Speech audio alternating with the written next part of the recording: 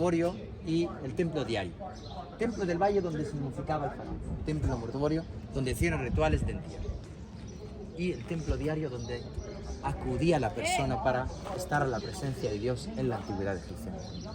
Por eso los templos diarios tenían que estar al este, porque según ellos es por donde amanece el sol y es donde nace Dios. Y el oeste es donde muere el sol y es la vida del más allá según ellos.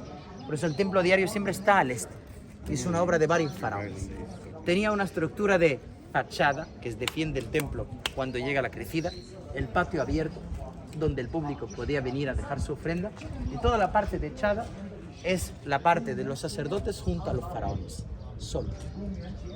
El templo donde estamos nosotros ahora mismo es un templo griego-romano, es decir, que data la época griega-romana, 180 antes de Jesucristo, por cierto. Y sabemos nosotros en que la época griega-romana empezó 320 antes de Jesucristo, con la llegada de Alejandro Magno. Alejandro vino a este país a través de Asia Menor, llegó a declararse como Dios en el oráculo de Amón en el norte y empezó la época griega-romana en este país. Por eso se observa en el estilo de los capiteles de las columnas, es bastante griego-romano. Y ese templo en la que también estaba a punto de sumergir bajo agua con la construcción de la presa alta, y por eso ven ustedes las marcas negras que hay en la pared, porque estaba totalmente sumergido bajo agua durante el rescate. Por eso fue trasladado de una isla a esta isla donde estamos nosotros. Y era el último templo que realizó el traslado, que eran 17 templos que fueron trasladados en aquel tiempo. El templo, como hemos dicho, es un templo griego-romano. Nosotros sabemos que... ¿Cómo lo trasladan? Cortando la pieza. Ay, de nuevo. Trozo por trozo. Había más de 17 templos que fueron trasladados. Y el primero que fue trasladado fue Abu Simbel. Y Abu Simbel fue excavado totalmente en la montaña. De hecho, Abu Simbel, para trasladarlo, como era parte de montaña, tenían que cortar la montaña. Y cortarlo a piezas. Y reemplazarlo.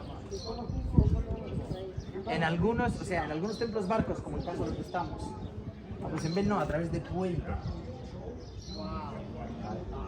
Y eso fue en 1964, por cierto, gracias a la UNESCO, por el hecho de colaborar, y más de 50 países, España, Francia, Estados Unidos, Alemania, hasta un país africano incluso apostó por eso. O sea, era una obra impresionante. El trazado de Abu Simbel es una obra magnífica.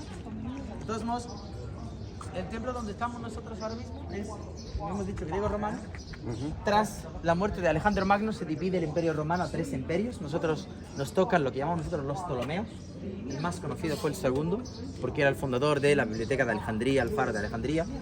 Y también el 14, porque fue el marido de Cleopatra VII. Luego, sabemos la historia de Cleopatra, que tuvo una relación con Julio César. Se muere después Julio César, empieza ya a tener relación con Marco Antonio. Y se pierden los dos en una batalla que se llama la batalla Actium en el Mediterráneo, y a partir de ahí Egipto vuelve parte del Imperio Romano hasta más o menos el 325, en la que tras una persecución enorme al cristianismo y a los cristianos se declara el cristianismo una religión oficial del Imperio Romano y vuelve el país egipcio un país con mayoría cristiana hasta el 537, que ese templo fue el único templo que mantuvo el culto de Isis en ese lugar. Y al mantener el culto, de hecho, los nubios fueron manteniendo ese culto hasta el 537, y los últimos que vuelven cristianos son los nubios, los morenos estos, y vuelven totalmente cristianos en el 537.